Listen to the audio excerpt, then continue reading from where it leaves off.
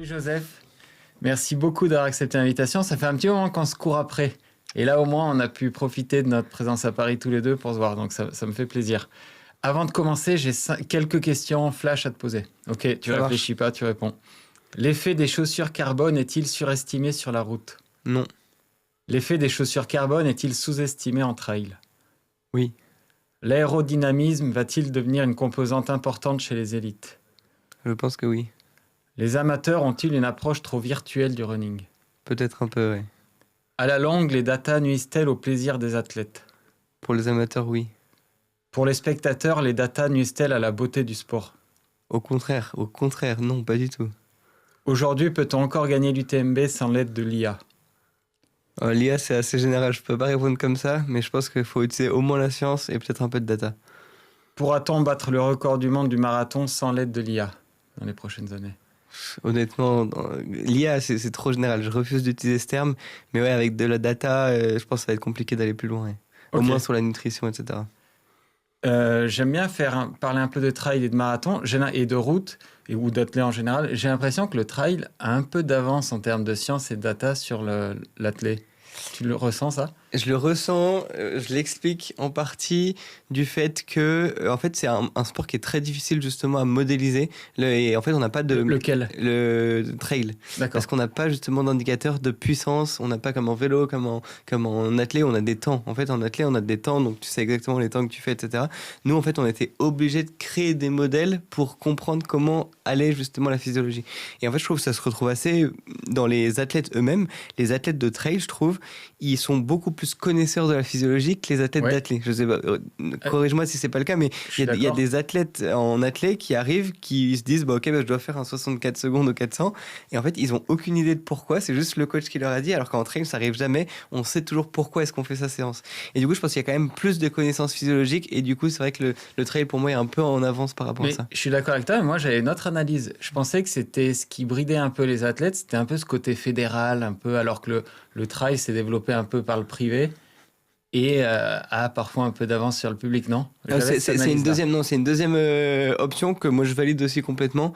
Là c'est en train d'arriver fort et on voit qu'il y a beaucoup de budget qui arrive en trail contrairement à l'athlétisme. C'est surtout lié à ça et en fait il y a l'aspect fédéral qui est un peu bloquant je pense, mais il y a aussi le fait que le trail est beaucoup plus rémunérateur pour les marques parce que en fait quand t'es ASICS, quand t'es n'importe quelle marque, tu vas vendre beaucoup de chaussures donc tu vas investir beaucoup dans le trail. Et en fait là où il y a de l'argent, là il y a de la science et il y a de la data un peu. Ok, à ça je savais pas, les marques investissent plus dans le trail. Ah oui, je pense. Ouais. Voilà, en fait, ça se voit sur... Tu prends deux athlètes à niveau équivalent en termes de niveau physiologique pur en athlète et en trail. En athlète, ils arrivent même pas à vivre, même des gens qui vont au JO.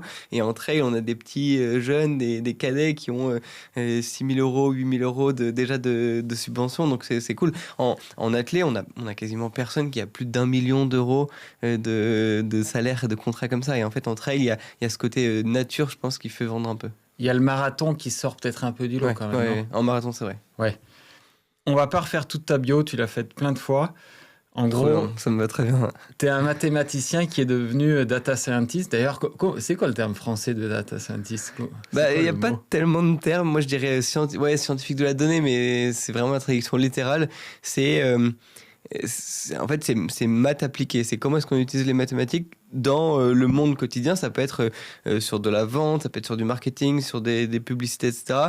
Sur de la logistique. C'est comment est-ce qu'on utilise les chiffres pour être meilleur dans ton boulot, en gros. Ok, et aujourd'hui, tu fais vraiment que ça. Donc, tu travailles pour l'athlète, pour le trail. Oui, à 100%. T'es pas du tout mathématicien lambda. Enfin, t'en as jamais fait presque. Non, mathématicien lambda, j'ai jamais donné de cours de mathématiques. J'ai jamais pratiqué ou fait des théorèmes. Non, pour le coup, c'est vraiment très concret et très appliqué. Ouais. Ok. Ce qui m'intéresse aussi, c'est un peu le recul que tu as depuis 10 mois. Donc, tu as amené 2 clients ou 2 athlètes, d'ailleurs, je ne sais pas comment tu dis, à gagner l'UTMB chez les hommes, chez les femmes. Qu'est-ce qui a changé chez toi? Est-ce que tu as 3 Ferrari dans les garages, 4 chalets à Chamonix? Qu'est-ce qui a changé depuis 10 mois concrètement? Et depuis l'UTMB, déjà, je dis des athlètes. C'est comme les médecins ont leurs patients, c'est pas des clients, c'est des patients. Moi, c'est des athlètes. Mais parce qu'ils nous payent pas directement, c'est un peu. Oui, non, c'est vrai. Ouais. Mais non, moi, ça reste des athlètes et il y a une vraie relation justement qui se construit autour de tout ça. Depuis l'UTMB, qu'est-ce que j'ai fait? Vous êtes sous contrat quand même. Oui, bien sûr. Ouais. Qu'est-ce que j'ai fait? J'ai travaillé beaucoup. Je me suis pas arrêté. On était déjà 5 ou 6 dans l'entreprise et maintenant, du coup, on est passé à 10. En fait, j'ai vraiment utilisé tout ce temps pour structurer un maximum l'entreprise et surtout pour réussir à créer des outils pour automatiser un peu plus tout le travail qu'on faisait. Donc ouais, il y a eu beaucoup de travail, il n'y a pas eu beaucoup d'argent il n'y a pas de Ferrari dans les garages, parce qu'en fait, je réinvestis tout dans la boîte pour en fait digitaliser un petit peu le trail. Donc même moi, tu vois, je me suis pas payé encore de salaire sur cette année-là. D'accord. Mais donc je vis encore chichement dans ma chambre à coder, mais moi ça me va très bien parce que je fais des choses qui me plaisent. Mais tu as quand même t'as eu des sollicitations, j'imagine, de plein d'athlètes, non? Ouais, ouais. Sauf qu'en fait, tu peux pas travailler avec beaucoup d'athlètes en simultané parce qu'ils sont tous concurrents les uns les autres. Pareil avec les marques, quand tu travailles avec une marque, elle te demande d'être exclusif, donc c'est pas forcément super évident. Donc c'est pour ça qu'on pousse un peu des produits grand public où là, pour le coup, on n'aura plus de soucis.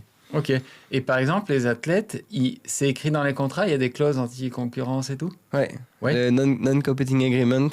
Et ouais, c'est important et j'en ai relu une ce matin justement, donc c'est important. Ouais. Ouais, mais ça te bloque vachement parce que sur 500 athlètes, enfin, ou non, j'exagère, sur 50 qui peuvent peut-être gagner, enfin, qui sont bons, le concurrent, il commence à quelle place? Enfin, Bah là, tu vois, en trail chez les hommes, c'était.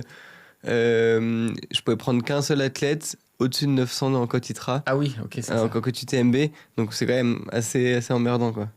Ah ouais, ok. Voilà. Mais ça fait partie du job aussi. Tu vas pas dire José Mourinho, il va pas dire ah bah en fait je peux arbitrer 2 clubs, enfin je peux coacher 2 clubs. Non, mais ça pourrait être intéressant pour tout le monde que tu aies un petit team d'athlètes, tu vois. 4-5 athlètes qui sont entraînés ensemble. Non, enfin, Bah en fait, il faut pas qu'ils soient sur les mêmes courses, ça c'est sûr et certain. Après, je peux toujours prendre un top athlète, c'est ce qui se passe avec Tom.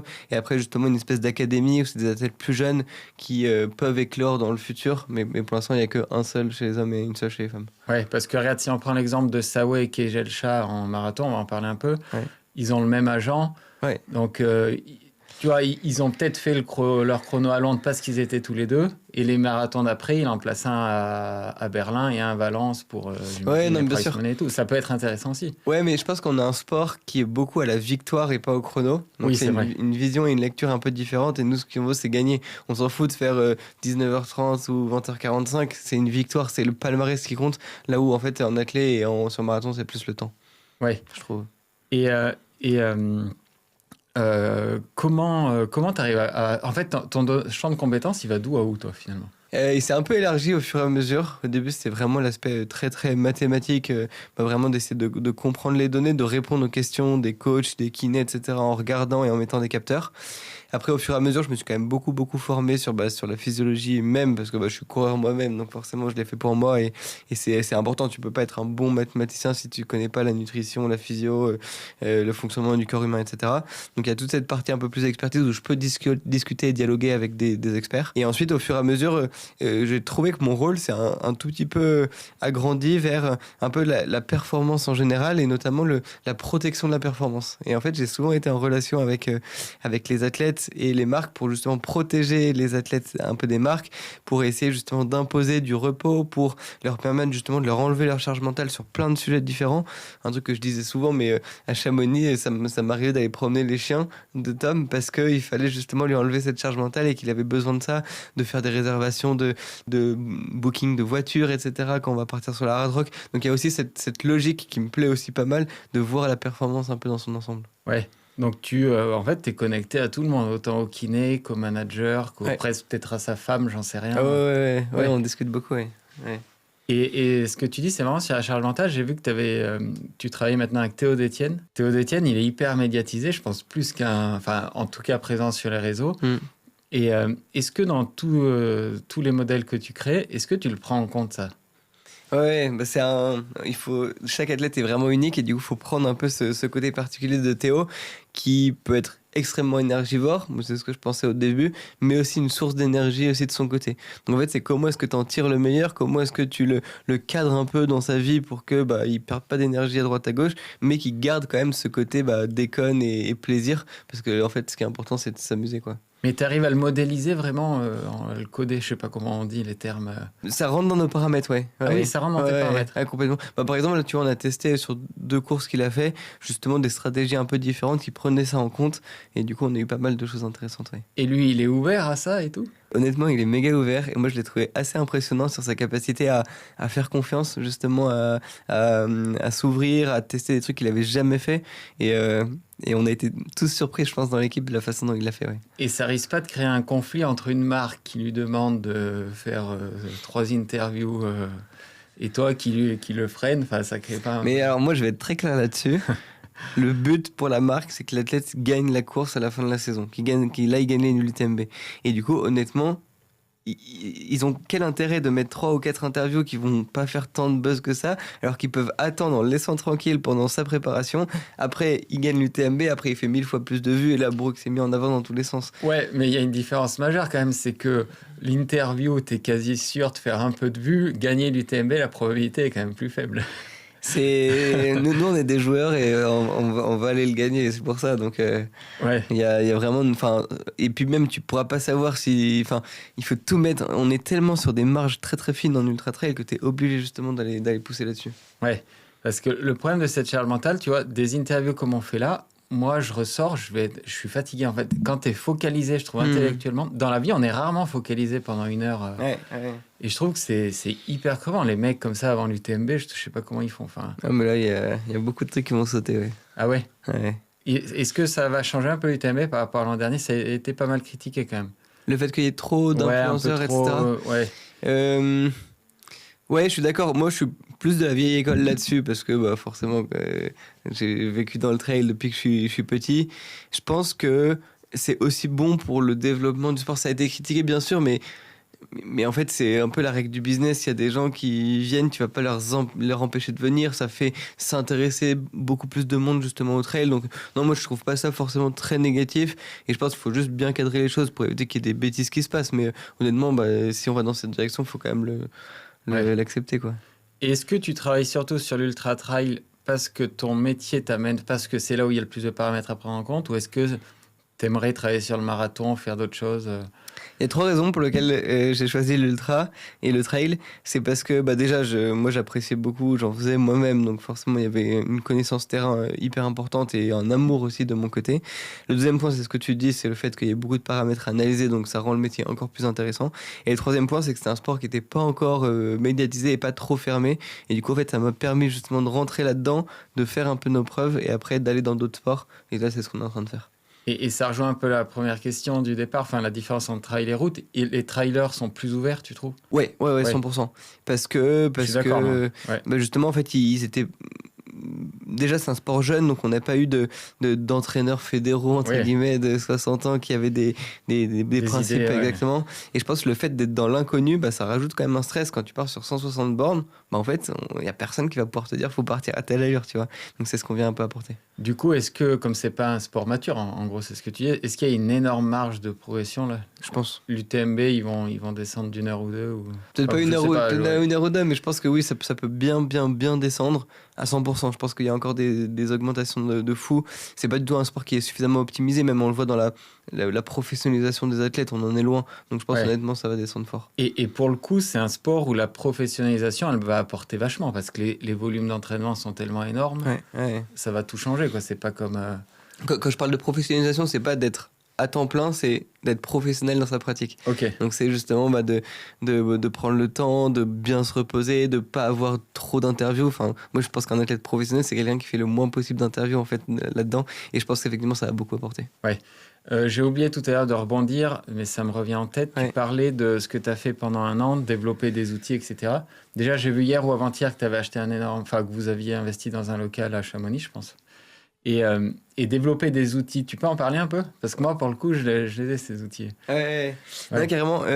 En fait, c'est vraiment la vision globale d'enduro que moi, j'essaie d'avoir depuis longtemps. C'est trop cool de bosser pour les athlètes de haut niveau, mais on a cette volonté que ce soit utile pour tout le monde. Donc ça, c'est vraiment super important de se dire comment est-ce que ce qu'on fait, ça va être utile pour le grand public, pour le commun des mortels, etc. Parce que il faut qu'on ait un impact un peu social sur le monde qui nous entoure. Et du coup, en fait, on va utiliser tout le temps, l'énergie qu'on va avoir pour justement le mettre à disposition de toi. Enfin, toi, limite, t'es dans la fourchette très très haute, tu vois, mais sur le grand public. Et donc, on a des outils à disposition, donc le fameux dashboard pour justement faire des plans de pacing. Donc, ce que tu viens faire, c'est que tu viens connecter ton Strava pour avoir une matrice de coureurs, en fait, savoir exactement tes forces et tes faiblesses.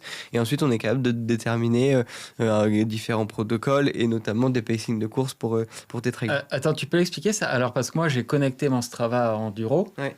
Et vous avez des retours, en fait, Ouais. Ah, ok, mais je savais même pas. Moi, je pensais juste que ça te donnait, tu sais, les... Non, et du coup, ça crée ta matrice de coureur, ce qu'on appelle Runner Matrix. Et du coup, tu viens voir tes forces, tes défauts. Et du coup, chaque semaine, ça se met à jour. Donc, tu vois sur quel paramètre tu as progressé. Et nous, on le récupère pour les plans de pacing. Et en fait, on est capable de savoir est-ce que tu es rapide, est-ce que tu es résistant sur la durée, est-ce que tu es bon en montée, bon en descente. Et du coup, ça nous permet d'adapter un petit peu les plans de pacing. Et où est-ce que je peux le voir, ça? Sur le dashboard, tu vois, t'as ton onglet matrice avec tes... Mais attends, mais sur Strava? Ouais. Non, c'est pas sur Strava, il y a sur le dashboard, sur le site Enduro, tu te connectes et tu vois, je savais même pas. Ok. Ouais. Et tu peux me dire plus précisément sur m'estimer, je sais pas, un temps sur marathon ou quoi? Sur marathon, on n'a pas encore fait, mais sur trail, ouais, on est capable d'être plus précis sur les splits de passage, ouais. Ok, ah ouais, et tu vois, je savais même pas. Voilà. Et ce que j'avais acheté, j'ai pas pu l'exploiter parce que j'étais blessé, j'avais acheté un plan de pacing. Moi, je suis curieux de tout ça pour Marseille-Cassis, je m'en souviens. Ok, énorme, ouais. Et ça, comment vous le définissez? Tu peux dire comment? Ouais, en fait, on prend la course, on prend le profil de la course. Donc, c'est plus intéressant pour moi, je pense, pour un Marseille-Cassis qu'un marathon, parce que pour le coup, un marathon, c'est relativement plat. Mais en fait, ça te donne, on va chercher toute la météo via API. Donc, tu sais exactement la température, l'humidité, le vent qu'il va y avoir sur chaque point du parcours. Ça te donne tes temps qu'il faut faire justement sur chaque portion de 500 mètres pour voir justement comment adapter un peu ton effort, pas partir trop vite en fonction de ton niveau. Et du coup, ça te donne un planning détaillé. Ouais. Tu as de la visualisation aussi pour voir comment est-ce que ça va se faire. On a la nutrition aussi qui est dessus. On va rajouter le matériel obligatoire pour les trails. Donc, ouais, c'est quelque chose qui évolue pas mal. Ouais, ouais, j'avais regardé ça. Ok, mais je vais m'y intéresser un peu plus alors. Ouais, c'est hyper intéressant. Et on va en parler pas mal de marathon. Ça, je t'ai souvent entendu dans les interviews dire que ton apport serait plus limité sur marathon que sur ultra-trail. Ça m'étonne vachement parce que pour moi, le marathon, les données sont hyper importantes, quoi. Ouais, je suis d'accord avec toi, mais c'est juste qu'il y a moins de désordre. C'est la notion mathématique du désordre parce que c'est toujours c'est la même distance, c'est toujours le même parcours. Les conditions météo sont quand même moins importantes que sur ultra où tu peux faire entre moins 10 et 30 degrés, tu vois. Donc je pense qu'il y a ça. Après, dans l'entraînement en tant que tel, là, pour le coup, on a beaucoup de choses à faire sur l'entraînement marathon. Ouais. Et juste sur le pacing en marathon, en fait, tu te mets à ton allure globalement au kilo et en fait, tu essaies de la suivre le plus longtemps possible. Ouais, mais c'est hyper important parce que s'il fait 15 degrés de plus, qu'il y a un peu plus de vent, enfin... Ah ouais, non, bien sûr. Là, pour le coup, on peut être bon. Mais c'est vrai qu'une fois que la course est lancée, t'as moins ce côté où en fait, il y a des choses qui peuvent arriver en plus. Ouais. Et comment il y a quand même quelques modèles qui calculent en fonction de la température, de l'humidité. On trouve des trucs, je sais pas trop ce que ça vaut. Mais comment t'expliques que les gens, moi le premier, j'ai beau savoir si je fais un marathon demain sous 30 degrés que je tiendrai pas mon pace, que l'humain part quand même au pace. En fait, il sait qu'il va dans le mur, on continue d'accélérer. Mais c'est parce que j'étais entraîné pendant toute ta préparation à ces allures-là. Donc, en fait, c'est tes allures qui sont le plus économes, entre guillemets. Moi, je pense qu'on peut même être plus économe à une allure plus rapide si on l'a bossé spécifiquement. Ouais. Et du coup, en fait, tu te mets là-dedans et t'as cette mémoire musculaire, tu sais, c'est vraiment de la sensation et tout. Et en fait, il faut quand même faire gaffe justement aux conditions extérieures. Et comment tu arrives à convaincre, toi, des très bons athlètes de ne pas faire ce qu'ils pensent faire? T'arrives, vous parlez, tu leur prouves par A plus B, tu fais des schémas. Honnêtement, je pense que j'ai pas besoin de leur convaincre s'ils viennent chez nous, c'est-à-dire qu'ils sont déjà convaincus. Du coup, moi, j'ai pas à faire ce retravail de dire si c'est bien la donnée. Enfin, c'est pas mon boulot, tu vois. Moi, c'est juste faire bien les mathématiques. S'il y a des gens qui sont intéressés, ils viennent et on le fait ensemble. Donc, non, et après, pour le coup, on leur explique bien comment ça marche, sans leur mettre trop de données sur la tête, parce que pour le coup, ça peut être très contre-productif. Mais dès qu'ils en demandent, justement, on explique pourquoi ce choix, pourquoi ça, qu'est-ce qu'on a vu, un graphique de temps en temps. Et ça les aide vraiment justement à se fier et à trouver cette légitimité. Ouais. Et t'as pas un peu la pression que ta carrière dépende de tes athlètes? Tu vois, si demain, Tom Evans fait un UTMB de merde. T'as pas peur que ta réputation en prenne un coup alors que ce sera peut-être pas du tout de ta faute, tu vois Si, 100%. Mais c'est le jeu. C'est comme si, je reprends l'exemple du foot, t'as José Mourinho qui fait, je sais pas, son club qui fait une saison de merde, bah lui, il va justement en prendre tarif alors que c'est pas forcément de sa faute. L'inverse est aussi vrai. Si Tom fait une super performance, bah j'ai aussi été mis en avant alors que c'était pas du tout que de ma faute. Moi, j'étais 1% de la performance globale et j'ai quand même été bien mis en avant là-dessus. Donc, voilà, c'est aussi c'est inhérent au sport de haut niveau, il faut savoir faire avec. Et c'est quoi les consignes? Tu leur dis quand même, il y a des plans de course et tout. Et est-ce qu'au final, tu leur dis, bon, il y a le plan, c'est ça, mais le plus important, c'est la sensation ou l'inverse? Tom, il est resté pas mal sur le plan jusqu'au bout, en fait. Il est vraiment resté très, très, très, très collé. Je crois qu'il était à une 51 secondes, je crois, à Vallorcine, donc en fin de parcours. Et par contre, au contraire, Rouf, elle s'est fait vraiment bousculer par l'orage et du coup, elle est partie en dehors et elle a fait un peu plus de sensations sur la fin du parcours. Donc ça dépend vraiment des gens. Je pense que Théo, ce sera encore différent, justement, parce que bah, il a une façon un peu différente de courir. Donc ouais, ça dépend. C'est vraiment du cas par cas, mais le but, c'est de coller au plan, ouais. Parce que comment ça se passe en pratique si elle respecte pas du tout, un de tes athlètes respecte pas du tout le plan à mi-course? Ouais. Ça change toute la fin de course. Enfin, t'es Ouais, dans l'inconnu, ouais. donc Ouais, bien sûr. tout a servi à rien, quoi. Je pense pas à tout parce qu'il y a une grosse partie, c'est pas que le pacing enduro, il y a aussi toute la partie entraînement. Donc, Oui. en fait, tu es là en réponse au coach. Dès que le coach a une question, bah, il te pose la question, il te dit bah, comment est-ce que ça peut se passer. Dès que moi j'ai envie de modifier un petit truc sur un gradient de pente, sur une acclimatation à l'altitude, bah, je vais aussi justement apporter un peu mon éclairage. Donc, c'est pas que le pacing, il y a aussi tout ce qui va avant. Ouais. Est-ce qu'on peut parler un peu des clones virtuels? Ça, j'avais entendu, tu en avais parlé dans un podcast, je sais plus lequel, mais le gars n'avait pas trop rebondi dessus, alors que moi, ça me fascine, ça. Ouais. Tu peux expliquer comment ça se passe? Ça, c'est un truc Hyper intéressant, ça. ouais, mais qui est utilisé beaucoup dans l'industrie, typiquement. Les digital twins, en fait, c'est comment est-ce que tu réussis à créer une solution informatique. Pardon. Ça va être, par exemple, tu prends ton usine qui produit du ciment, sauf qu'en fait, tu peux pas tester tout et n'importe quoi, donc tu crées le clone numérique de cette usine qui produit du ciment pour voir si tu peux produire plus, moins, plus chaud, plus froid, enfin des trucs comme ça, tu vois. Et en fait, on fait exactement la même chose avec l'athlète. Et du coup, moi, c'est ce que j'ai développé, de réussir à modéliser mon athlète. Le seul truc qu'on peut pas faire en sport de haut niveau, c'est que on peut pas tester tout et n'importe quoi sur les athlètes parce qu'ils sont très très très fragiles. Et en fait, on est tellement tout le temps sur la ligne rouge que si je lui dis tu fais 50 bornes 4 jours d'affilée, il va se péter, c'est sûr. Tu vois. Du coup, en fait, on est obligé de tester certains protocoles et certains scénarios avant la course pour voir justement s'ils sont capables de le tenir, etc. Et donc, c'est vraiment ce qu'on va mettre en place. On a cette problématique par rapport à l'athlète, c'est encore une grosse différence où en fait, on va jamais courir à l'entraînement la distance qu'on va courir en course. Et ça, pour le coup, du coup, tu sais pas comment va se réagir le corps au bout de 90 km, etc. Donc, en fait, on est obligé de simuler un peu pour voir justement et d'avoir des modèles mathématiques qui te disent, bah là, pour le coup, si tu continues comme ça, vu que toutes les variables sont corrélées, bah, en fait, ta FCL va monter trop haute, ton taux de glucose, il va descendre trop bas. Là, pour le coup, ton intestin, il va pas réussir à faire passer justement tous les glucoses que tu as mis à l'intérieur. Enfin, c'est des choses comme ça. Et est-ce que ce serait pas une solution de faire un UTMB à l'entraînement, quoi, ou un marathon? Au final, personne n'a jamais fait, c'est peut-être... Ouais, mais je pense pas. On fait si beaucoup de recos. 6 mois, non? On fait beaucoup de recos. Non. En fait, c'est trop destructeur. Et il vaut mieux faire des recos. Ça, pour le coup, on peut en faire, mais même encore 15 jours ou 20 jours de l'UTMB, on peut faire des bouts de recos. Donc, c'est vraiment déjà des 50 bornes. Donc, c'est quand même costaud. Et après, pour le coup, moi, je suis plutôt fan de faire des courses de prépa. En fait, on a tellement peu l'occasion de courir 170 km dans la saison qu'il faut le réserver quand même pour un dossard et pour une course pour aller faire plaisir aux sponsors et même gagner de la confiance. Du coup, moi, je suis plutôt fan d'aller faire un 110 km ou une Transvulcania ou une Maxi Race, tu vois, à 5 mois ou à 4 mois de l'objectif. Ça a beaucoup plus de sens et en fait, ça permet aussi d'enlever un peu la pression si on fait un bon résultat. Et toi, je pense que ce qui va faire ta force, c'est la répétition des années. En fait, c'est comme l'IA. Parce que tu as les données de l'an dernier qui vont se... Bah, honnêtement, je pense que l'accompagnement, il doit se faire sur plusieurs années parce que c'est comme ça que tu connais super bien l'athlète. C'est comme ça que tu peux être vraiment bon. Ouais. Et tu peux expliquer un peu plus en détail, alors ces clones virtuels, tu commences quand à travailler dessus? Là, est-ce que tu commences déjà à travailler dessus? Je crois que pour Tom Evans, il y en avait eu 2000 ou je sais pas. Tu peux expliquer un peu plus si. qu'on arrive j'aurais dû arriver avec mes slides pour expliquer tout ça. En gros, tu viens chercher chaque paramètre et tu viens le corréler en fait 2 à 2. Donc par exemple, la performance et la température, ça va être aussi la technicité, ça va être la résistance justement sur la durée. Donc tu vas prendre toutes les données de ces athlètes pour voir justement comment est-ce que ça impacte l'athlète.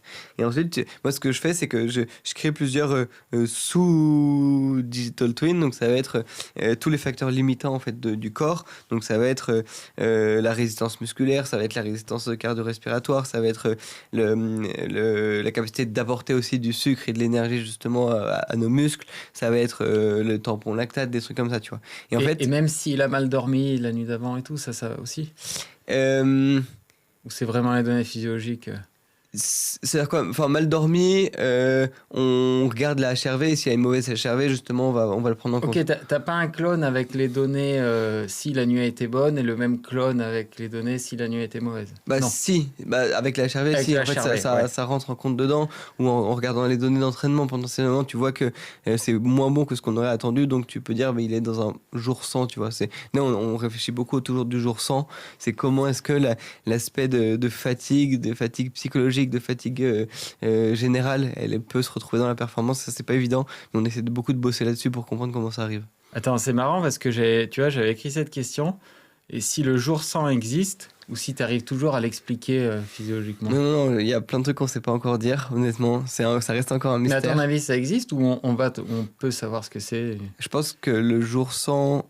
On ne sait pas encore l'expliquer. Oui. Voilà. Mais on saura peut-être dans 2 ans, 3 ans, 4 ans, avec plus de capteurs, le fait de voir qu'on a plus oxydé, je sais pas, qu'on a mal respiré pendant la nuit, des trucs comme ça. Ça peut être aussi très mental, mais pour l'instant, on n'est pas encore capable de tout expliquer. Et j'imagine que les gens qui te payent sont rigoureux là-dessus, mais t'as pas des fois le doute que le mec en ait marre de faire son HRV tous les matins et qu'il te montre un peu, C'est possible, ça Ouais, c'est possible, mais moi, pas avec les athlètes avec qui je bosse, parce que je sais qu'ils sont sérieux et que, en fait, ils y trouvent eux-mêmes leur propre intérêt. Et moi, je travaille pas avec des gens qui sont pas persuadés et qui ont pas envie de faire les choses bien. Je préfère quelqu'un qui me dise, bah voilà, j'ai pas fait mon HRV, ou qui se mette une caisse et qui prenne son HRV derrière, parce que comme ça, moi, je sais que l'impact de l'alcool sur son HRV. Qui se mette une caisse dans ce sens-là? Oui. Okay. Plutôt que qu'il enlève sa HRV cette nuit-là et que moi je sache pas qu'il se soit mis une caisse, tu vois ce que je veux dire? Je préfère être totalement en vérité parce que c'est super important dans notre relation. Ok, ah ouais, ça tu vois, j'aurais pas pensé à ça, ça doit pas arriver non plus toutes les semaines qu'ils se mettent une caisse. Non, mais là, même zéro, pour les athlètes que j'ai, zéro. Mais dans l'hypothèse où ce serait le cas, je préfère tout savoir et au moins qu'on soit en totale transparence parce que sinon, moi je vais te donner des séances qui sont trop dures et là, pour le coup, il y a un risque de blesser l'athlète. Ah ouais, mais et zéro fête, c'est pas des moines non plus quoi. Surtout que Tom Evans, il vient pas un peu, c'était pas un peu un fêtard, non, je connais pas trop ça. Non, c'est 0% des fêtards. Ah non, ça picole zéro. Tom Evans, c'est pas dans un bar qu'il a décidé de se mettre à la tête. Si, mais en fait, il était à l'armée au Kenya. Il s'est chauffé justement avec des copains et je pense qu'à l'armée, il picolait pas mal, même quand il était à Londres. Et après, il s'est dit, je vais courir le marathon des sables. Il finit 3e du marathon des sables pour sa première participation. Il avait fait beaucoup de rugby à l'époque. Et en fait, non, depuis maintenant, c'est plus du tout. Il est papa, il a sa petite vie, il s'entraîne, il dort, il mange. Enfin, honnêtement, c'est de vrais moines. Et je pense que c'est pour ça qu'il a gagné l'UTMB, c'est qu'il a vraiment ce sérieux-là. Et pour le sportif lambda, c'est grave de prendre une caisse? C'est pas grave, non, il faut toujours continuer à garder le plaisir, ça pour le coup. Je suis surtout plus énervé contre les athlètes amateurs qui en font trop et qui se gâchent la vie alors qu'en fait, oui. Ils sont pas loin d'être professionnels. Mais c'est vrai que ça a un impact fort sur la performance et fort sur surtout la récupération, donc c'est vrai qu'il faut faire attention à ça. Mais après, ça fait partie de la vie, donc buvez. Et tu commences quand, là, ces clones virtuels, à travailler dessus, là, par exemple, pour l'UTMB de cette année? Dès qu'on commence à bosser avec la tête, donc un an avant. Ouais, ok. Ouais. Ah ouais, ok. Et est-ce qu'il y a, je suis à peu près sûr que si, mais est-ce qu'il y a des angles morts de la science de l'entraînement? Il y a un truc vraiment que tu n'arrives pas à comprendre, que tu n'arrives pas à prendre? Ouais, il y a plein de trucs. Sur la résistance musculaire, sur le drift, justement, du ratio marche-course, comment est-ce que ça évolue au fur et à mesure de la course. C'est-à-dire en gros, le ratio marche-course, c'est le pourcentage de pente à laquelle tu peux marcher. Ou tu peux courir. Je croyais qu'on le connaissait, ça, non? En fait, on le connaît à l'instant T, en état frais, mais en fait, on ne sait pas justement trop comment ça évolue. Et en fait, là, on réfléchit pas mal sur le fait de se dire, même s'il y a une locomotion qui est plus économe que l'autre, il faut potentiellement prendre l'autre justement pour reposer les muscles. Oui. Il y a un peu cette logique, pareil, les marches avec bâton, on sait que c'est moins économique parce que tu as plus de groupes musculaires qui sont utilisés, mais en fait ça reste quand même important pour sauver les jambes, tu vois. Donc il y a vraiment pas mal de trucs qu'on essaie de réfléchir là-dessus. Comment est-ce que ça évolue sur 100 km. Il y a aussi un truc qui est important, c'est même toute l'utilisation des lactates et tout. Moi je pense qu'il y a encore pas mal de choses qu'on maîtrise mal et qu'on sait pas encore mal. On voit qu'en fin d'ultra, on a des données qui sont hyper élevées en termes de lactate. Et tu te dis, mais comment c'est possible? Le mec, il est censé être en zone 3, zone 2, tu vois. Donc, ça a peut-être un lien avec ce que tu dis, l'épuisement musculaire. Sur le modèle à 5 zones, ouais. Et du coup, tu te dis, mais comment est-ce que c'est possible qu'il ait des taux de lactate qui soient aussi gros? Et du coup, là, je pense qu'il y a encore des trucs à essayer de comprendre. Ouais.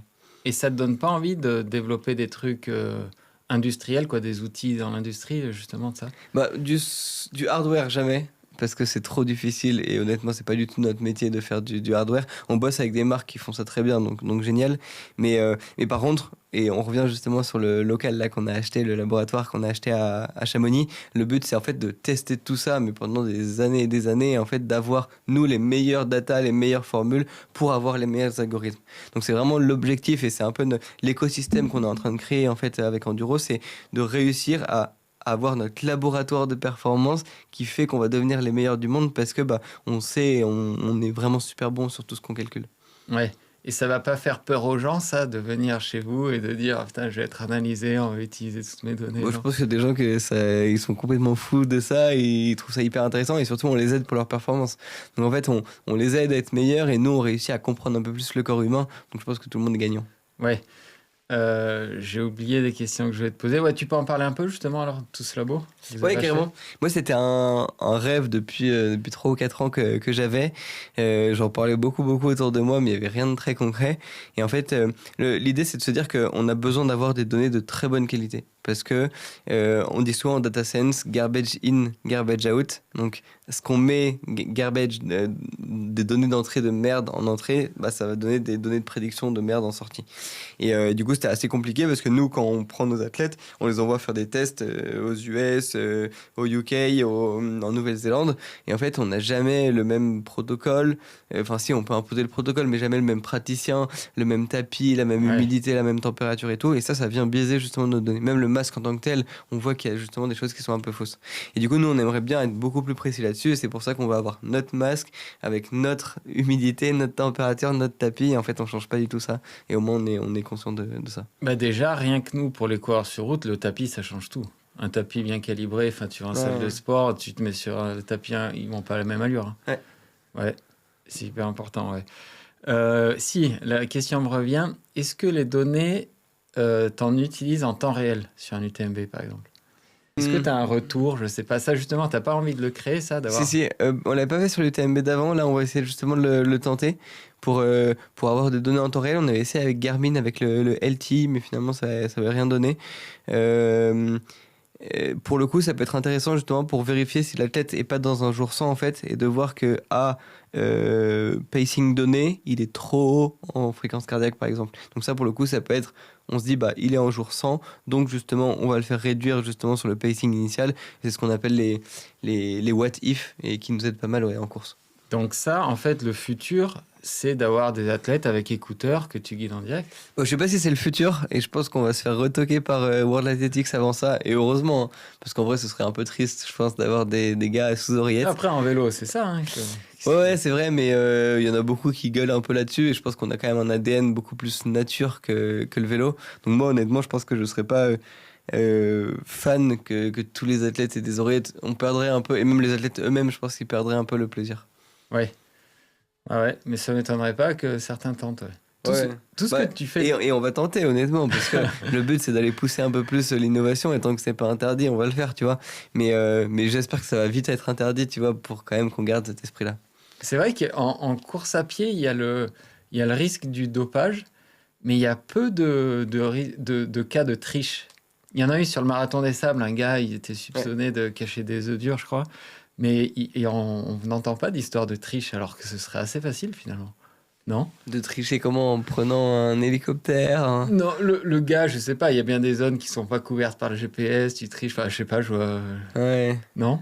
Honnêtement, Ou ça, justement, d'utiliser des moyens techniques. ouais, T'as un mec en quad qui te fait ouais. gagner 200 mètres. Pour le coup, maintenant, on a des lives, des caméras live pendant tout l'UTMB.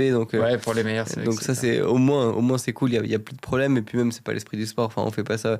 Puis même si l'athlète, il gagne ouais, mais l'UTMB. oui, mais l'esprit du sport, ça suffit pas à expliquer, sinon personne se doperait, tu vois. Enfin, Ouais, non, bien sûr. Mais je pense qu'en trail, on a encore ce côté-là. Je dis pas qu'il n'y a pas de dopage en trail, hein. Mais je pense que même, en tout cas, les athlètes avec qui je travaille, je sais que s'ils gagnent l'UTMB en trichant un peu, ils oseront même plus se regarder dans une glace, tu vois. Enfin, ils sont quand même hyper probes et intègres et c'est aussi pour ça qu'on travaille ensemble. ouais. Ouais, je suis moins sûr de ça, tu sais. Dès que t'as un tueur en série, t'as toujours le voisin qui dit ouais, c'était la personne la plus gentille du monde, tu vois. Bah oui, mais pour le coup, nous, c'est parce qu'on travaille au quotidien et on voit un peu leurs réactions sur d'autres sujets. Donc, non, Ouais. honnêtement, je pense que. Puis même, on fait pas du. Enfin, moi, j'ai une vision très, très, très amoureuse du sport et on fait pas du tout du sport pour ça, quoi.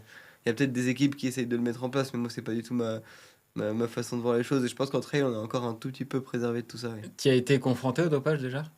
Non. Jamais? Non. Bah, moi, j'étais dans les équipes antidopage pour les JO de Paris en 2024, mais jamais avec mes athlètes, heureusement. Et Non, sinon, non, mais pas comme ça, mais je veux dire, t'as vu des cas de près, de trucs, non? Jamais on vraiment. en a vu quelques-uns en trail, ouais, et honnêtement, c'est hyper emmerdant parce que bah, ça jette l'opprobre sur sur toute la communauté. Ça vole une victoire. Enfin, bon, je vais pas refaire l'histoire, mais quand tu viens bah, voler un titre, des émotions, etc., mais pour moi, c'est la peine de mort qu'ils devraient avoir pour ces Ouais. gens-là, tu vois. Donc, ouais, c'est assez compliqué et j'espère que ça va pas arriver de plus en plus. Et je pense que, si, pour le coup, je pense qu'on devrait être beaucoup plus sérieux en trail. Moi, j'ai encore cette image au marathon du Mont Blanc où j'étais aussi dans l'équipe un peu organisation et antidopage. Et la FLD s'est pas pointée sur le marathon du Mont Blanc où on avait quand même bah, des top athlètes, beaucoup d'argent à gagner, etc. Et en Ouais. fait, le fait d'avoir une course aussi magique et mythique qui soit pas contrôlée, pour moi, mais c'est un trou dans la raquette qui est énorme. Mais ça, faut pas que ça se reproduise. J'ai regardé hier ou avant-hier le groupe cible des athlètes français. J'ai été étonné, il y a Blandine Lirondelle dedans. Ouais, bon, c'est normal, elle est Ouais, forte. Hein. ouais, mais je sais pas, j'ai vu un trailer, tu vois, c'était tellement sorti de mon esprit, je me suis dit, ah ouais, tiens, c'est normal, elle est forte, mais Ouais. des trailers, il y en a moins, quoi. Ouais, Mais il y a bah, Blandine. il faudrait qu'il y en ait plus. Les Enhanced Games, Ouais. qu'est-ce que t'en as pensé, tiens? Je me suis pas encore prononcé sur le sujet. Et ce sera la première fois du coup que j'en parle de manière un peu publique.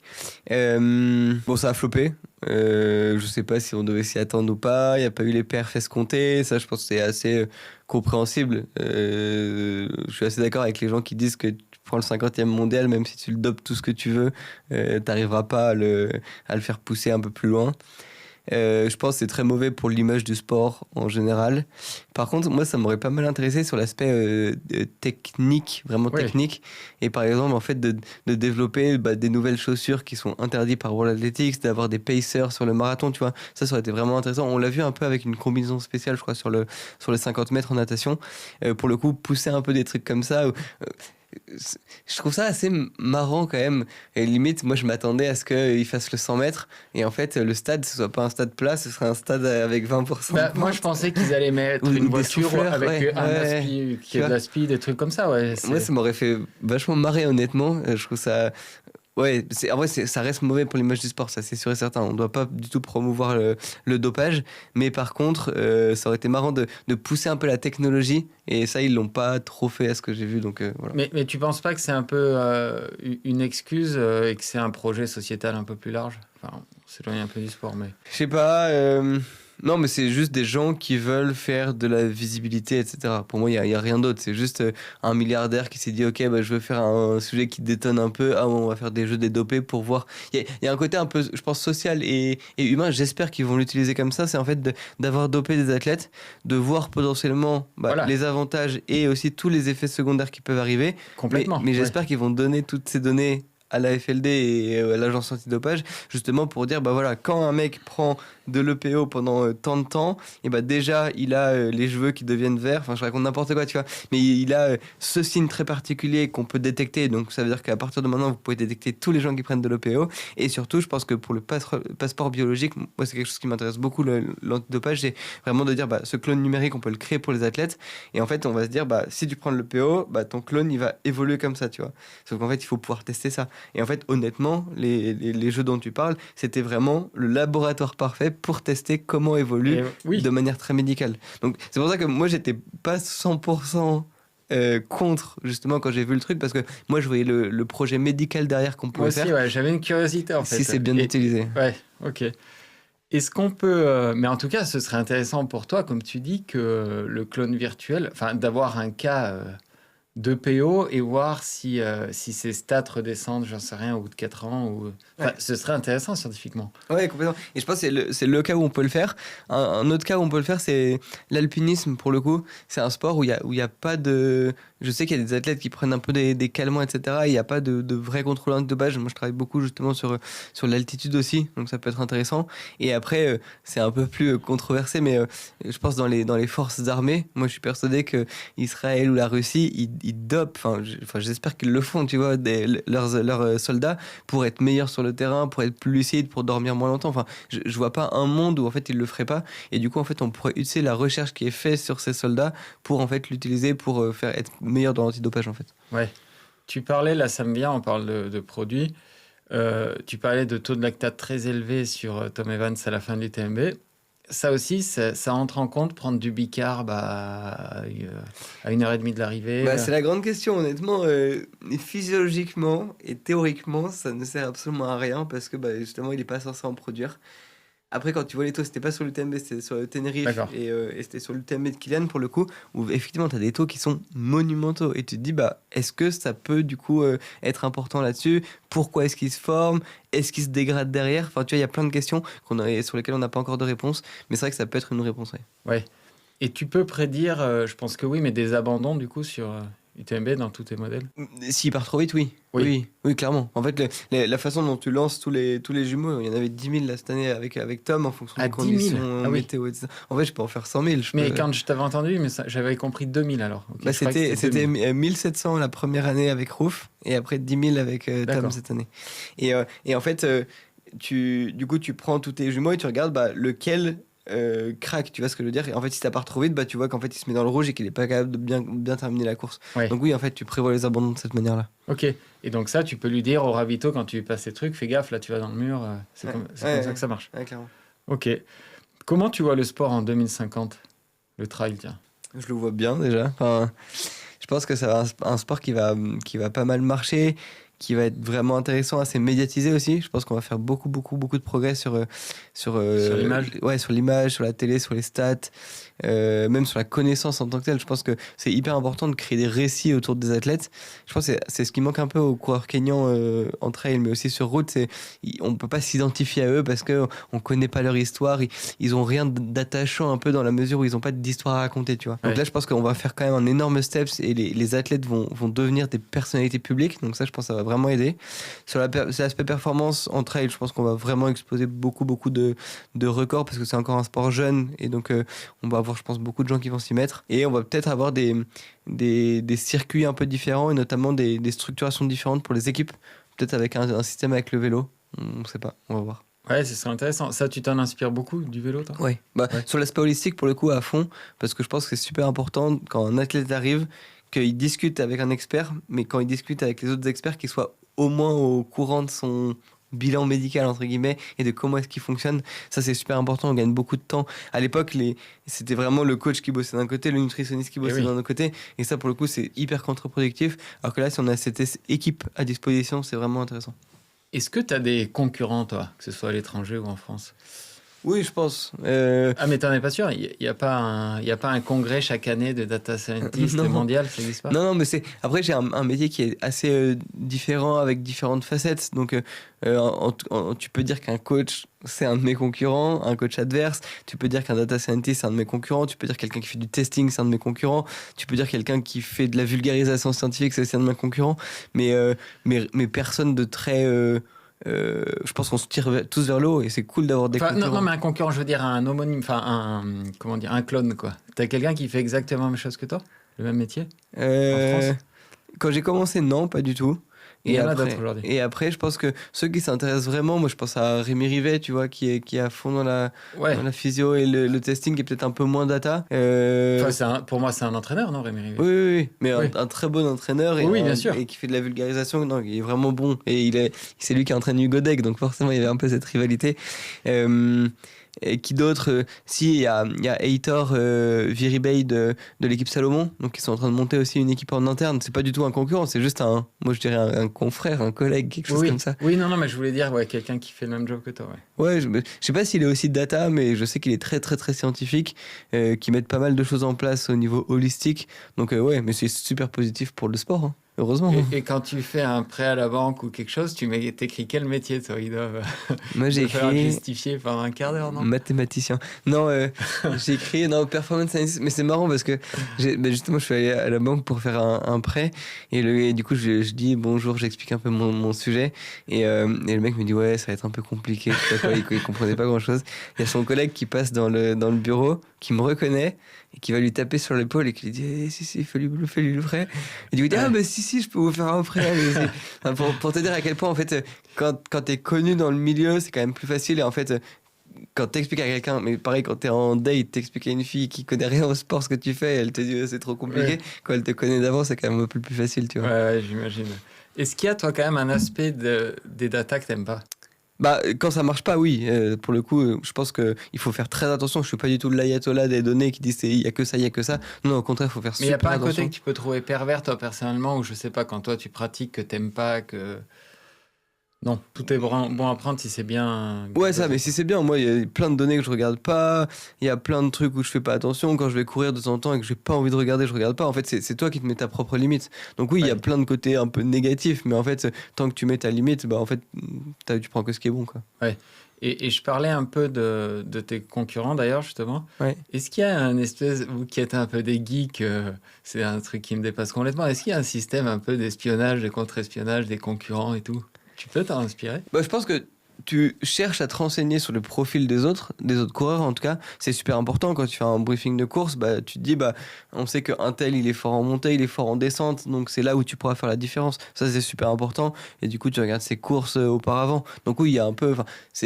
Mais comme en tennis, tu regardes comment joue l'autre. Il y a des arbitres et des... Ouais, mais pas seulement regarder. Est-ce que tu essaies carrément de modéliser l'autre pour utiliser... Oui. Ok. Ouais, c'est intéressant ça. C'est super important en fait d'essayer de comprendre l'autre, comment ça marche, de voir s'il va être plus durable. Enfin, en fait, le but, c'est de reproduire à peu près le même digital twin, mais avec beaucoup, beaucoup moins de données, parce qu'on n'a pas toutes les données d'entraînement. Mais ouais, le but, c'est au moins sur les courses, on a quand même des trucs qui sont intéressants. On a le nombre d'années de pratique, on sait quand on a 5 ou 6 courses, avec un peu les conditions de la course, c'est quand même assez intéressant pour créer un profil. Ouais, ok. Ouais, c'est intéressant tout ça. C'est normal. Enfin, c'est comme les coachs vidéo là en foot et en rugby, ils passent des heures à la vidéo à regarder l'adversaire. Honnêtement, ça reste une confrontation, le trail. C'est pas juste toi, c'est vraiment essayer d'aller voir les autres. Ouais. Sur le sub 2 heures là, des marathoniens à Londres, t'as eu des infos sur leur prépa? J'ai pas trop regardé. En vrai, ça fait 6 mois que je me suis un tout petit peu détourné du marathon. Détourné? J'ai pas travaillé dessus en tout cas. Ah ok. Ouais.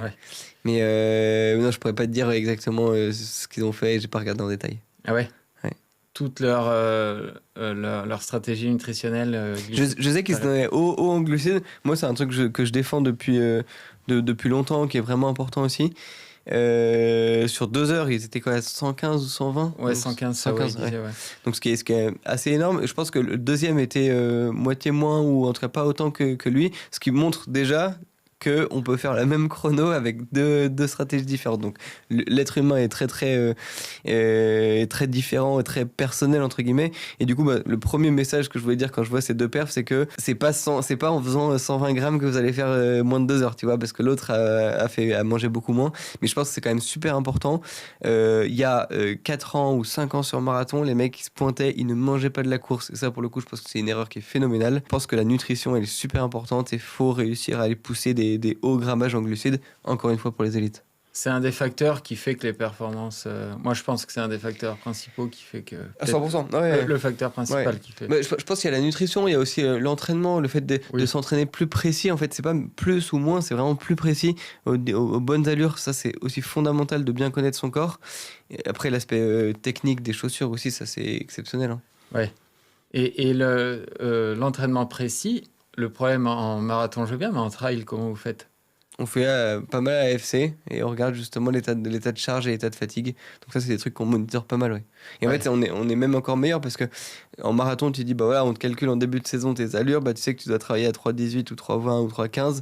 Et là, pour le coup, nous, on n'a pas de 3,15, tu vois, on est vraiment obligé de comprendre exactement quelle est la zone précise. Et donc, on travaille pas mal à AFC, ouais. Ouais. Et que ce soit à plat ou en montée, tu t'en fous. Ouais. En fait, ça change tellement tout le temps que ouais, c'est beaucoup l'AFC.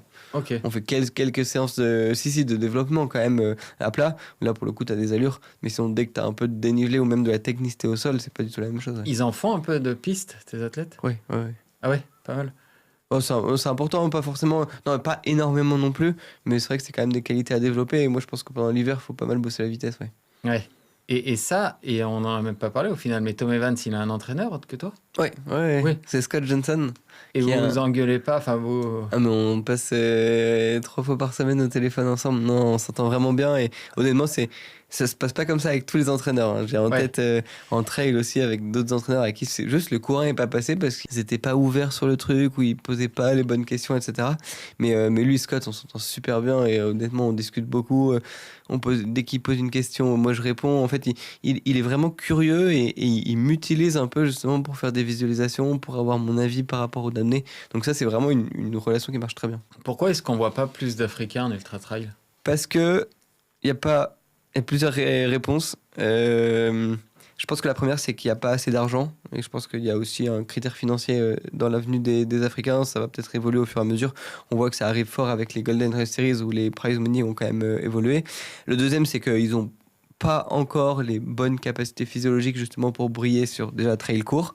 C'est en train d'arriver parce qu'ils ont besoin justement d'avoir pas mal de résistance musculaire et honnêtement je pense qu'ils vont devenir très très forts. Et après sur ultra il y a la gestion de la nuit qui est du froid notamment qui est pas du tout un peu dans leurs racines, dans leur gène.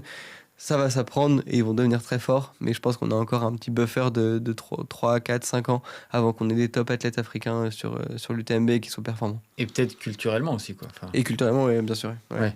Ça fait partie du jeu. ok. Non, bah écoute, t'as quelque chose à ajouter? Non, mais justement, je réinverse un peu le point. Est-ce que toi, tu utilises beaucoup justement les données dans ton entraînement? Comment est-ce que tu vois les choses? Est-ce que ça te fait peur? Est-ce que ça te booste vraiment? Est-ce que ça te motive aussi? En fait, moi, j'utilise pas beaucoup, mais ça me passionne, tu vois. Ok. Enfin, j'ai pas trop le temps, j'aimerais vachement m'y pencher dessus. Et puis, je suis pas un athlète de haut niveau, mais c'est vrai que ça me passionne. Tu vois, tout ton travail, en fait, moi, il me passionne. Et après, j'ai pas trop le temps, mais c'est vrai que moi, je suis. En fait, quand je suis arrivé dans l'athlé assez récemment, je venais du vélo et j'ai été. Je trouvais que c'était de l'artisanat, quoi, l'athlé. Et je suis arrivé, tu vois, en 2021, c'était vraiment le début de l'explosion, juste avant. Ouais. Et ouais, j'avais l'impression d'être dans un monde presque artisanal, quoi. Et en fait, j'adore le développement d'athlé, même s'il y a des dérives. Enfin, quand je dis l'athlé, c'est tout le running. Mais ouais, je trouve que ça a beaucoup à s'inspirer du vélo. Et les trailers, quand j'écoutais les trailers parler, c'est vrai je trouvais qu'ils avaient une avance sur les glucides. D'ailleurs, tu as beaucoup d'ingénieurs parmi les trailers, tu as beaucoup de métiers comme ça, je trouve. Ouais, je suis d'accord. Je pense, on a regardé un peu les stats là-dessus. Il y a beaucoup plus de personnes qui ont fait des études en running qu'en natation et en vélo. Ouais. Parce qu'en fait, ça demande un volume hebdo ou mensuel qui est bien inférieur en fait, quand tu fais de la natation et du cyclisme. Parce que tu es obligé de passer 7 heures sur ta selle ou tu as 3 séances par jour à faire dans le bassin, donc tu peux pas avoir d'études en même temps. Alors qu'en course à pied, tu t'entraînes 2 heures ou 3 heures par jour, c'est le maximum que tu puisses faire, tu vois. Et donc tu peux continuer à avoir des études à côté. Et c'est pour ça qu'on a des PhD qui sont athlètes de haut niveau, on a des top athlètes, donc ça c'est cool. Ouais, c'est vrai que c'est intéressant ça, ouais. Ouais. Et vous aviez regardé quand même, vous aviez la curiosité de regarder. Ouais, vraiment, il y avait des... C'est marrant, et c'est juste que le niveau d'études des coureurs, en tout cas des athlètes élites en course à pied, était bien plus élevé qu'en cyclisme et en natation.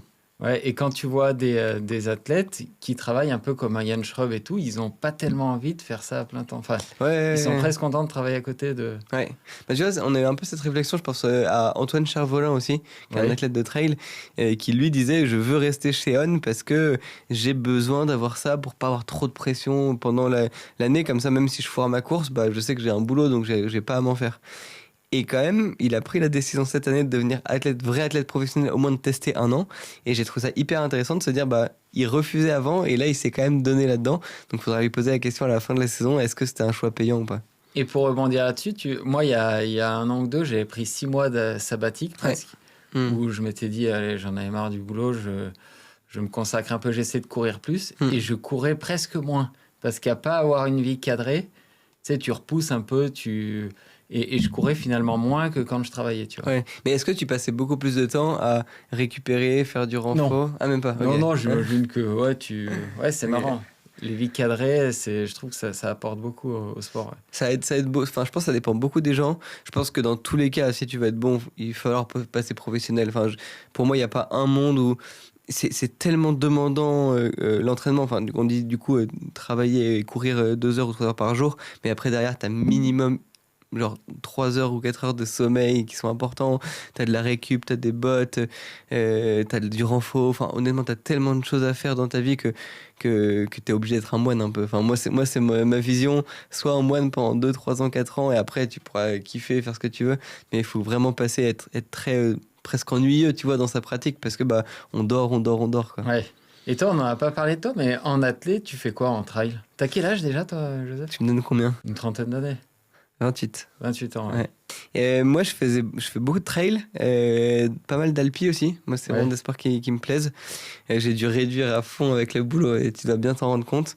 Mais je continue quand même à bien courir parce que c'est une partie aussi de la légitimité qu'on apporte. En fait, si j'arrive devant Tom ou Théo et je suis pas capable de les suivre en footing, bah, ils vont me dire, enfin, ils vont jamais me le dire, mais ça fait moins sérieux, je trouve. C'est vrai, ouais. Et du coup, je continue à beaucoup m'entraîner là-dessus. Je fais toujours la MCC, qui est ma course un peu de cœur à la maison, juste avant la semaine de l'UTMB, qui est très très cool. Et puis je cours pour le plaisir parce que j'adore passer du temps en montagne. On va passer un mois aux États-Unis, donc on va courir un peu partout. Mais t'en profites pour tester des trucs Ouais. sur ton physique. Et aussi, je teste pas mal de trucs. Ouais. Je suis Ouais. un peu mon propre cobaye. Je t'ai entendu dire il y a pas longtemps on pourra plus gagner l'UTMB sans chaussures carbone. C'est hyper intéressant. Comment tu les étudies, les chaussures, toi? Bah, en fait, ce qui est intéressant, Déjà, on dit carbone, hein, c'est pas forcément... Qu'est-ce qui marche dans la chaussure? Oui, en vrai, pour le coup, C'est le poids, c'est la mousse, c'est le carbone. non, il y a la mousse qui est super importante. Il y a aussi la géométrie de la plaque. Même en vrai, quand je dis, enfin, là pour le coup, ça a été réutilisé comme ça, mais c'était vraiment le système de plaque, que ce soit une plaque en polymère, que ce soit une plaque en plastique, mais vraiment d'avoir cet effet rebond qui est important. Moi, j'y croyais pas du tout il y a 2 ans parce que ça a entraîné énormément d'instabilité. On l'avait vu, je crois que c'était avec l'Agravic Speed. Et en fait, moi, j'y croyais pas encore. Je pensais que c'était contre-productif. Là, pour le coup, ils ont réussi ça, c'est vraiment des tafs de techniciens, mais de réussir à mettre la bonne stack de mousse, la bonne épaisseur de plaque, ensuite la bonne géométrie de la plaque, de remettre de la mousse par-dessus. Donc ça, c'est un savant mélange et honnêtement, ils réussissent à bien le faire. Moi, je pense que même dans 1 an ou dans 2 ans, ce sera impossible de courir sans plaque. Et ça, tu l'analyses avec tes athlètes. Ouais. Ils filent 4 modèles de shoes et vous analysez ça. Et du coup, il y a 2 façons de voir la performance d'une chaussure. Il y a vraiment l'aspect technique, d'avoir la mettre dans tous les sens, de voir son degré de rigidité, etc. Et il y a l'interface humaine, donc après l'interface Qui est le plus homme-machine. intéressant, quoi. Exactement. Parce En que fait, le test de labo, au ouais. final, tu t'en fous. Et là, on prend du coup l'économie de course et tu les fais courir justement avec 4 chaussures différentes à la même allure et tu vois comment est-ce qu'ils évoluent et est-ce qu'il y a une chaussure plus économique que les autres. Et tu vois des grosses différences. Oui, Ah, vraiment sur les chaussures, mais c'est plein de choses, sur le poids du sac, sur est-ce que tu as un matériel de cooling, etc. Oui, tu as 1 kilo de différence, tu as une économie qui est vraiment différente. Ouais. Ah ouais, le design du sac, ok, ouais. Et l'aéro, moi, je pense qu'il nous reste 1 ou 2 minutes. Ouais. L'aéro, moi, je pense pour le coup que c'est vraiment sur les coureurs sur route très rapides. C'est vraiment un truc qui va arriver. Ouais, on avait sorti la stat qui est sortie là, sur Enduro, là, sur le compte Insta. À 24 km/h, donc c'est à allure 4 minutes au miles. c'était 10% ou 10,3% du coût métabolique, ce qui est monumental. Enfin, en soi, c'est vraiment beaucoup, tu vois. Après, personne ne fait 24 km/h, ni moi, ni toi, etc. Ah bah Galtier, il est pas loin. Oui, pour les athlètes de très très haut niveau, je pense que 10%, il y a des gains à aller chercher. Et honnêtement, l'aéro, on l'a vu avec sa combi Jimmy à Lille, mais honnêtement, c'est vraiment des trucs à aller faire. Ouais. Et ça, c'est un levier sur lequel les marques vont jouer demain. Ouais. Et sur Ultra, ça peut jouer aussi? Et sur Ultra, je pense pas. Enfin, pas encore, parce qu'on est maximum à 14, 15, grand maximum km/h. Et honnêtement, je préfère vachement jouer sur le poids et sur le cooling, donc la diffusion de la chaleur et la dissipation de la chaleur. Ouais. Et une dernière question. Ouais. Toi, ton athlète joue la gagne sur l'UTMB. L'UTMB, c'est quand même différent, mais à partir de quand il arrête de suivre le plan pour jouer la gagne? Tu lui dis quoi? C'est à 20 bornes de l'arrivée. En gros, il y a Ça dépend de son... Tom, par exemple, jamais, parce que il fallait qu'il finisse la course dans tous les cas, tu vois. Et il m'a dit, si je finis 5, je finirai 5 et je serais très content de finir 5 parce que j'ai donné mon plein potentiel. Parce qu'il sortait de 2 abandons et du coup, en fait, il devait absolument terminer. Il n'y avait pas de notion d'aller prendre des risques plus que ça. Rove, c'était différent parce qu'elle avait fini 2e l'année dernière et du coup, là, pour le coup, elle devait à tout prix aller gagner, même si elle pétait derrière, tu vois. Ouais. Donc, ça dépend vraiment en fait de la psychologie de la personne et de ce qu'on s'est décidé avant. Ouais. C'est la petite limite de l'ultra, ça, pour les spectateurs comme moi qui connaissent pas trop, c'est qu'on aimerait qu'il y ait 6 mecs qui se tirent la bourre jusqu'au bout, quoi. Ouais. Mais après, je pense que c'est pas le cas pour l'instant, mais vu que la densité va encore augmenter, et en fait, on a eu un moment où ils étaient tous ensemble parce que ils n'avaient pas encore trop de stratégie. Là, ils commencent à avoir des stratégies, donc ils sont plus ensemble. Mais vu que maintenant, ça va devenir beaucoup plus dense, on va avoir beaucoup de bastons, je pense, dans les prochaines années. Bon, merci beaucoup, Joseph. Merci beaucoup, Pierre. Et à bientôt. Ouais, à très vite. Merci. Salut.